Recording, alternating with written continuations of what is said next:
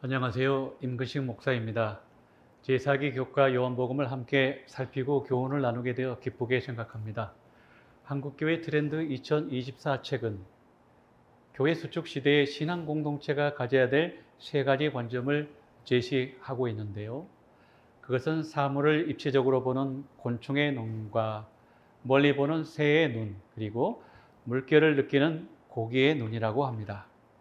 요한복음을 연구할 때도 이런 거시적 안목과 종합적 이해력, 그리고 시대를 읽어내는 통찰력 있으면 좋겠습니다. 요한복음의 저자는 사도 요한이죠.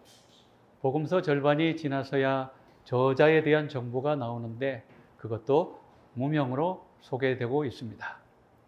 자신을 드러내지 않았던 제자였지만 십자가 곁에서 예수님을 바라보았고 빈 무덤에 달려가 주님의 부활을 알아챘던 제자였습니다.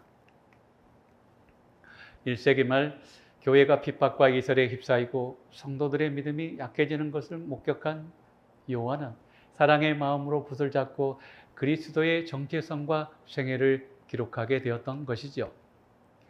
요한복음은 공관복음과 비교할 때 많은 차이점이 있습니다.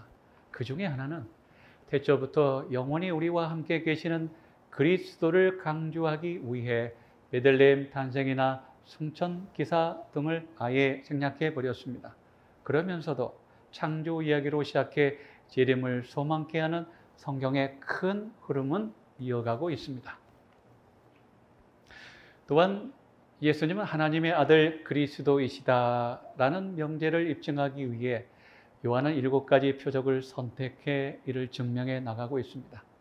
공관복음에 쓰인 이적이라는 용어 대신에 요한은 표적이라는 용어를 특별하게 사용하고 있는데요.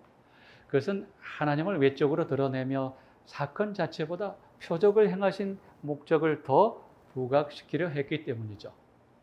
이런 표적들은 그리스도를 변증하는 기독론적 역할이 강하기에 이 표적들 뒤에는 예수님의 기원, 정체성, 그리고 그분의 영광이 수반되고 있습니다.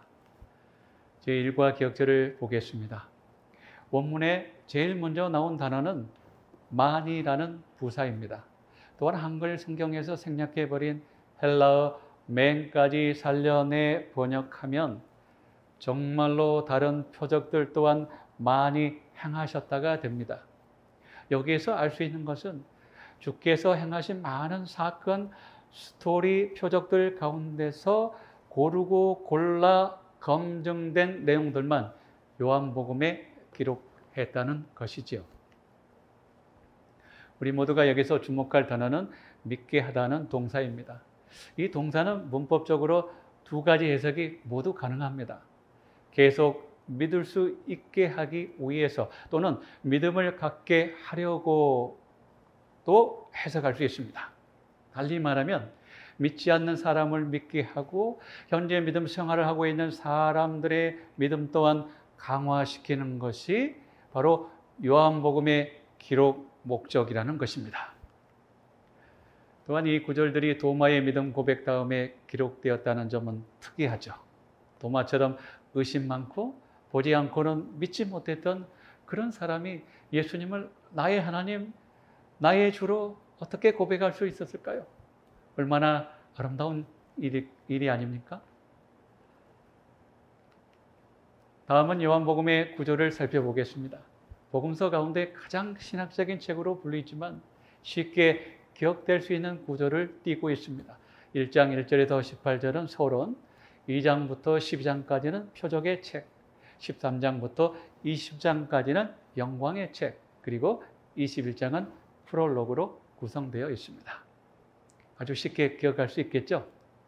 이번 과 다음 과에는 표적의 책으로 불리는 2장부터 12장에 나오는 표적들을 집중적으로 다뤄보겠습니다.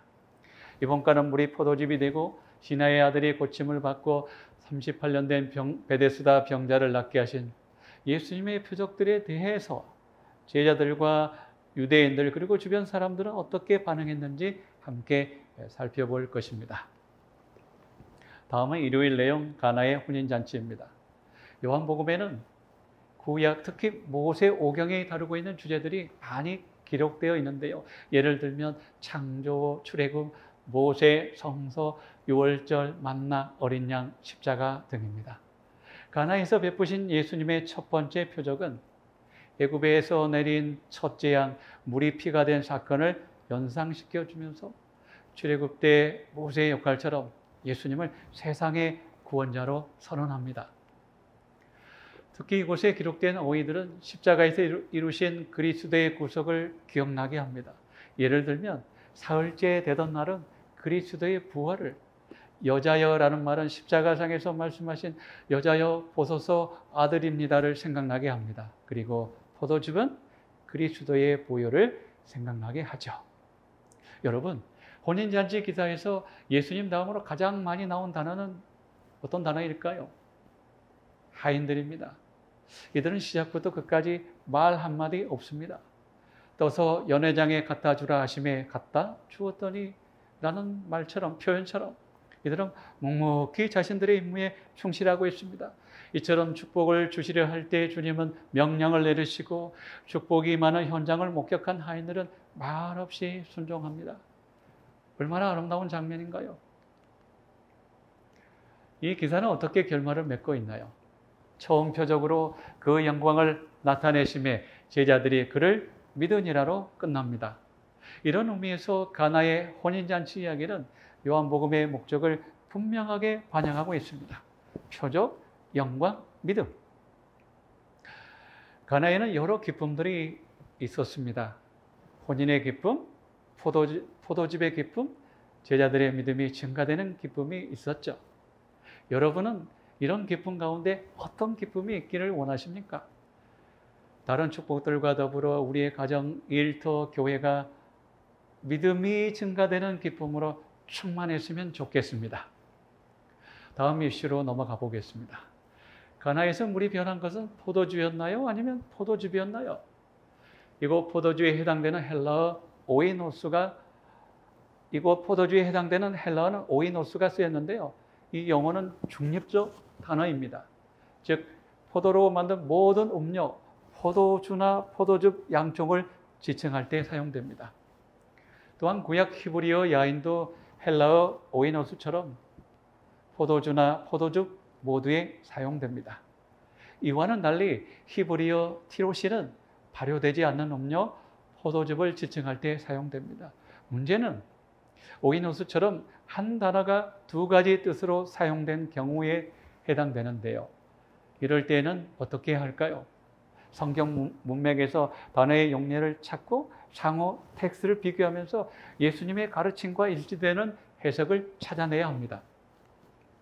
예를 들어 보겠습니다. 앞서 제가 말했듯이 히브리어 야인이라는 단어는 포도주와 포도즙 모두를 가리킵니다. 그래서 문맥을 통해서 정확한 의미를 찾아야 합니다. 이 단어가 포도주로 쓰인 용례는 이사야 5장, 호세아 7장, 그리고 다니엘서 5장 등에 나타납니다. 또한 발효되지 않는 음료를 지칭한 용례는 이사야 55장, 레위기 23장 등에서 찾아볼 수 있습니다. 또한 발효되지 않는 포도즙을 지칭한 단어 티로시는 민수기, 출애굽기, 레위기, 신명기, 잠언 등 여러 곳에 언급되어 있습니다. 다만 우리를 혼란스럽게 만드는 것은 이런 단어들을 정확히 구분하여 번역하지 않고 대부분 포도주로 번역해 놓았다는 것입니다. 그 대표적인 예가 바로 가나의 혼인잔치입니다. 정리해 보면 포도즙은 메시아 시대의 축복과 은혜를 알리는 긍정적인 의미로 쓰였습니다. 포도주는 종교 예배나 의식에서 금지되었고 영적, 도덕적 능력을 저하시켜 부패하고 제약으로 이끌기 때문에 부정적 용례로 사용되었습니다. 생각해 보겠습니다. 하나님께서는 거룩과 정결, 전형적 건강을 말씀하셨잖아요. 그렇게 말씀하신 하나님께서 가나에서 포도주를 만드셨다고 생각하면 그분의 말씀과 배치되는 것 아닙니까? 시대 소망은 그리스도께서 혼인잔치를 위해서 준비하셨던 포도주는 순수한 포도즙이었다고 단언합니다. 다음은 월요일 주제 갈릴리에서 두 번째 표적에 대해 살펴보겠습니다. 요한복음 2장에서 4장까지는 가나 사이클로 불리며 중요한 사건이 가나에서 가나로 이어지고 있습니다. 4장 46절 다시 갈릴리 가나에 이르시니 전에 물로 포도주를 만드신 곳이라. 시작부터 구체적인 지명과 함께 그 전에 발생했던 사건을 소개한 것으로 보아 또다시 표적 행위가 있을 것을 예고하고 있습니다. 49절 주여 죽기 전에 내려오소서, 주여 내 아들이 죽기 전에 내려오소서라는 왕의 신하의 요청에 예수님은 어떻게 반응하셨습니까? 예수님은 그냥 집으로 가라고만 명하셨습니다. 왕의 신하는 자기의 요구사항이 수락되었다는 증거도 없이 떠나라는 요구를 받았지만 자기가 청한 것을 받았다고 믿으면서 믿음으로 행동했다라고 재림교회 주석은 설명하고 있습니다. 우리가 꼭 기억할 부분은 왕의 신하가 믿음으로 이렇게 행동할 수 있었던 것은 주님께서 그에게 확신을 주셨기 때문입니다.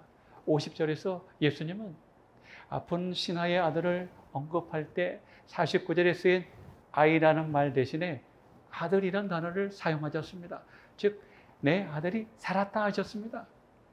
이 말씀은 아들이 회복되어 부자 관계, 즉 아버지와 아들 관계가 계속 유지될 것을 강하게 말씀해 주는 표현입니다.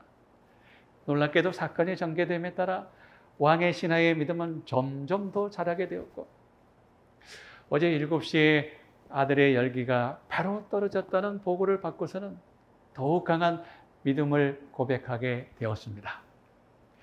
예수님은 사람들에게 확신과 희망을 불러일으키는 화법을 이곳에서도 사용하셨습니다. 50절 살았다라는 동사입니다. 이 동사는 미래적 현재형으로 미래의 사건을 마치 이미 일어나고 있는 것처럼 확신을 가지고 말할 때 쓰는 용법입니다. 이러한 문법은 예언에서도 자주 사용되며 이곳 외에 내가 사흘 후에 다시 살아나리라 혹은 인자가 사람들의 손에 넘기워 죽임을 당하고라는 구절에서도 볼 수 있습니다. 이 같은 표현은 하나님만이 하실 수 있는 말씀으로 이를 통해 주님은 선명하게 그분의 신성을 드러낼 수 있으셨습니다. 이 기사에서 요한의 관심은 어디에 있었을까요? 표적을 통해 사람들이 예수님을 믿게 되었느냐가 요한의 주된 관심사였습니다. 아들의 회복의 결과로 신하와 그 온 집이 다 믿으니라 이런 결론을 요한은 보고해 줍니다. 동일 기사가 실린 다른 복음서에서는 이런 결론을 찾아볼 수가 없습니다. 우리도 요한처럼 우리의 관심이 여러 사람들에게 다른 사람들의 믿음이 있는가 없는가 관심을 갖고 보는 것이 되었으면 참으로 좋겠습니다. 다음은 화요일 베데스다 연못의 표적에 대해 공부해 보겠습니다. 5장 38절 거기 38년 된 병자가 있더라. 성도 여러분, 38년 하면 무엇이 연상됩니까? 이스라엘 백성들이 광야에서 방황했던 기간? 혹은 당대 사람들의 평균 수명? 여러 가지 생각들이 떠오를 수 있겠죠. 만약에 베데스다 아픈 사람에게 38년의 의미가 무엇인지 물었다면 그가 어찌 대답했을 것 같습니까? 저에게는 38년은 평생이었고 고통과 함께 보낸 세월 그 자체였다고 답하지 않았을까요? 그렇게 살아가고 그렇게 누워서 물이 동하는 그 순간만을 바라고 있는 그 사람을 예수님께서 찾으시고 내가 낫고자 하느냐 물으셨습니다. 그의 유일한 대답은 내가 내려가고 있는 동안에 다른 사람이 내 앞에 내려가고 있나이다 라는 절망의 소리밖에 낼 수 없었습니다. 예수님은 그 병자를 보시고 그를 아시고 그에게 말씀하셨습니다. 그리고 3가지 명령을 그에게 더하십니다. 일어나라, 자리를 들라, 그리고 걸어가라 하셨습니다. 그가 의심하지 않고 그리스도의 명령에 순종하기로 자기의 뜻을 정하자 그의 모든 근육이 그의 의지에 반응한다. 2 발을 힘차게 내딛으며 그는 자신에게 활력이 돌아왔음을 느낀다. 그는 그리스도의 말씀을 믿었으며 그 말씀에 의지하여 행동함으로 힘을 얻었다라고 시대의 소망 202쪽은 기술하고 있습니다. 나음을 바라고 예수님을 믿었던 이 사람은 질병에서 고침을 받게 되었습니다. 다음은 수요일 주제, 굳은 마음과 목요일 주제, 예수님의 주장을 함께 묶어서 다루어 보겠습니다. 요한복음 5장 9절 말씀입니다. 그 사람이 곧 나아서 자리를 들고 걸어가니라. 이날은 안식일이니 수요일과 목요일 교과 중심 이슈는 바로 이 말씀에서 파생되었습니다. 이어지는 12절을 보아도 금방 알 수 있듯이 유대인들은 병 나은 사람에게 너를 낫게 한 자가 누구냐라고 이렇게 묻지 않고 너에게 자리를 들고 걸어가게 한 사람이 누구냐라고 묻습니다. 이 질문에는 한 장소에서 다른 장소로 짐을 옮겨서는 안 된다는 안식일 금지 조항을 위반했다고 지적한 것입니다. 이런 결과를 아시면서도 예수님께서는 안식일에 그 같은 명령을 내리신 이유를 교과 16페이지에는 이렇게 말합니다. 참된 신앙을 억누르고 말살하기까지 하는 이런 인위적인 규칙과 규정을 넘어 제자들을 더 깊은 성경적 진리로 인도하기 위함이었다고 밝히고 있습니다. 종합해보면 안식일을 어겼다고 주장하는 유대인들의 근거는 예수님께서 안식일에 병자를 고치신 행위보다 고치신 후 병자에게 자리를 들고 가라 명하신 부분에 있었다는 것을 알려줍니다. 다음은 베데스다 연못의 표적 기사의 핵심 내용을 다뤄보겠습니다. 5장 18절. 유대인들이 이로 말미암아 예수를 더욱 죽이고자 하니 이는 안식일을 범할 뿐만 아니라 하나님을 자기의 친아버지라 하여 자기를 하나님과 동등으로 삼으심이로라. 이곳에 쓰인 헬라어 범하다라는 동사는 단순 과거 완료형으로 상습적으로 어기다, 범하다라는 뜻입니다. 결론부터 말하면 예수님께서 안식일을 상습적으로 범하셨나요? 그렇지 않다는 증거를 우리는 마태복음 26장 59절 60절에서 찾을 수가 있어요. 예수님께서 최후 고소 당하실 때 그 고소 내용을 살펴보면 어디에도 안식일을 어겼다는 제목이 들어있지 않습니다. 또한 유대인 지도자들이 예수님을 두 번째로 공격한 이슈는 자신을 하나님의 아들이라고 주장했다는 것입니다. 하나님의 아들이란 표현을 하나님과 동등하다는 뜻으로 알았던 유대인들은 가만히 있을 수가 없었습니다. 예수님을 죽이려 했습니다. 이처럼 아들에 대한 히브리 사상은 혈통이나 기원을 나타내는 말이 아니라 본성의 동등성, 즉 본질을 공유하고 있다는 표현임을 우리는 5장 18절에서도 확실히 확인할 수 있습니다. 이처럼 예수님은 자신의 신분을 하나님의 아들로 밝히면서 자신이 하나님이심을 선포한 것입니다. 하나님이시기 때문에 아버지께서 하시는 일을 아들도 하고 있다고 주장하신 것이죠. 이제까지 일하시니라는 구절에서 하나님의 일의 의미를 알면 안식일에 행하신 주님의 참된 목적을 더 이해할 수 있게 됩니다. 모세 오경에 따르면 안식일에 각 가정에서 떡을 구울 수 있었나요? 없었나요? 없었죠. 그러면 제사장들은 성소에서 안식일마다 진설하는 떡을 준비할 수 있었나요? 없었나요? 있었습니다. 또한 제사장들은 안식일마다 희생 제물로 번제를 드릴 수 있었나요? 없었나요? 있었습니다. 이 같은 사실에 정통한 마태는 안식일에 제사장들이 성전에서 안식을 범하여도 죄가 없음을 율법에서 읽지 못했느냐라고 반문하고 있습니다.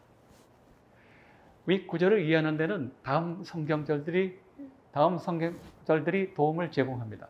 마태복음 12장 안식일에 선을 행하는 것, 마가복음 3장 생명을 구하는 것, 매임에서 놓이는 것 등이 안식일에 행할 일이라고 말합니다. 무엇보다도 마가는 인자가 안식일의 주인이라 선언하고 있는데요. 이 말에는 안식일 준수 방법과 태도를 예수님께 배워야 한다는 뜻도 있습니다. 더욱 주목할 부분은 마태의 진술에 있는데요. 마태는 마가와 같은 인자는 안식일의 주인이니라 라는 같은 결론을 내리기 전에 안식일에 관련된 중요한 사상을 12장 6절 7절에 추가해 놓았어요. 성전보다 큰 이 인자가 바라는 것은 제사보다 자비를 원한다는 내용이죠. 자비를 베푸는 행위를 안식일과 연결시켰던 것이죠. 다시 요한복음 5장 15절로 돌아가 결론을 내리겠습니다. 안식일을 범하다. 여기에 나오는 범하다 동사의 헬라어 어근은 루오입니다. 이 동사의 가장 중요한 뜻은 풀다, 구원하다입니다. 다시 말해 구원과 자비를 통해 묶여 있는, 즉 속박받고 있는 것을 자유롭게 한다는 뜻입니다. 이런 의미에서 예수님은 병을 고치거나 침상을 옮기는 것보다 그분의 행동에 정당성을 부여하셨습니다. 왜냐하면 안식일의 쉼은 게으름 형태가 아니라 긍휼과 동정심과 선행을 반영하는 쉼이어야 하기 때문입니다. 한 번 더 강조하지만 하나님의 일은 예수님을 통해 지상에서 행하신 구속 사역이었습니다. 즉 세상과 사람들에게 빛과 생명, 치료와 회복, 그리고 구원을 제공하시는 사역이었습니다. 이 사역을 안식일에도 계속하신 것입니다. 즉 안식일에 이 사역을 해야 한다는 뜻이죠. 하나님의 사랑과 자비와 긍휼은 안식일에도 쉼없이 일한다. 그러므로 하나님의 아들인 나도 일한다. 하나님의 거룩한 안식일은 사람을 위하여 만들어졌으므로 자비로운 행위는 안식일의 의도와 완전히 조화된다. 시대의 소망 207쪽은 이번과 수요일, 목요일 교과 내용을 잘 요약해 주고 있습니다. 이제 저는 마무리하도록 하겠습니다. 예수님은 하나님이 보내신 구원자라는 사실을 표적들을 통해 제시해 주셨습니다. 가나의 제자들처럼, 왕의 신하의 가족들처럼, 베데스다 연못에서 치유를 받은 사람처럼 믿음이 풍성한 우리 모두 되기를 간절히 바라면서 일과를 마치겠습니다. 감사합니다.